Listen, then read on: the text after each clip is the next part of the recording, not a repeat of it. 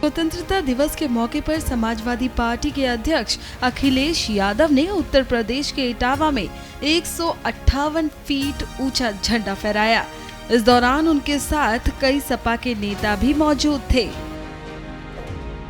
आज 15 अगस्त है। मैं स्वतंत्रता दिवस की पूरे देशवासियों को बहुत बहुत बधाई और शुभकामनाएं देना चाहता हूं। साथ ही साथ हम उन तमाम महापुरुषों को,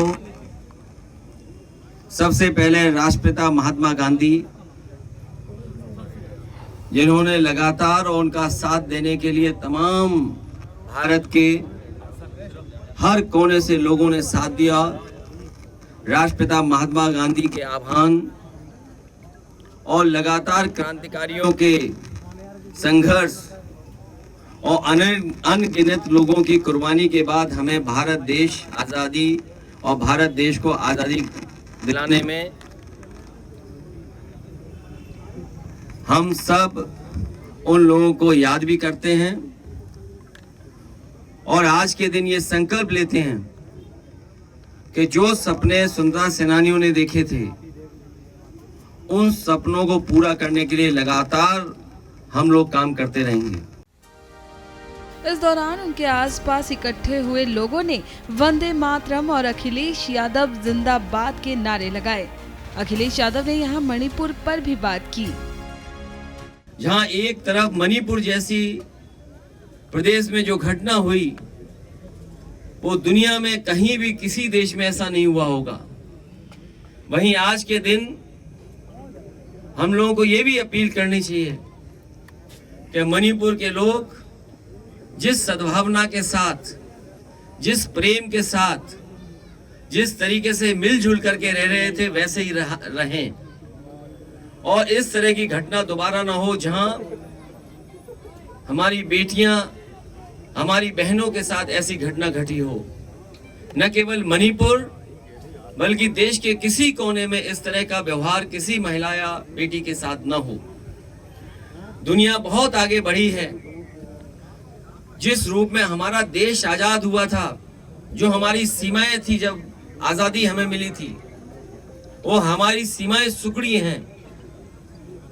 सरकारें जो भी रही हों, लेकिन कहीं ना कहीं हमारे भारत जो आजाद हुआ था, उस समय जो हमारी सीमाएं थीं, उन सीमाओं को सिकोड़ने का काम पड़ोसी देशों ने किया है। आज के दिन 15 अगस्त जब पूरा देश स्वतंत्रता दिवस मना रहा है, तो हमें भी ये संकल्प लेना चाहिए कि जिस कुर्बानी और जिस संघर्ष के बाद आजादी मिली हमारे देश को, हमारा देश जहां मजबूत हो, वहीं सीमाएं भी हमारी बहुत सुरक्षित रहें। मैं एक बार फिर आपके माध्यम से पूरे देशवासियों को स्वतंत्रता दिवस की बहुत बहुत बधाई देना चाहता हूं। साथ ही पीएम मोदी पर भी अखिलेश यादव ने यहां निशाना साधा।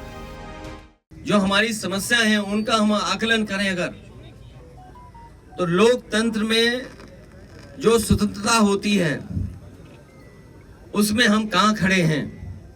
हम प्रेस की आजादी में कहां खड़े हैं? हम करप्शन में कहां खड़े हैं? ये कहने को तो ठीक है, हमारा डेमोग्राफिक जो पैटर्न है, कम उम्र के लोग ज्यादा हैं।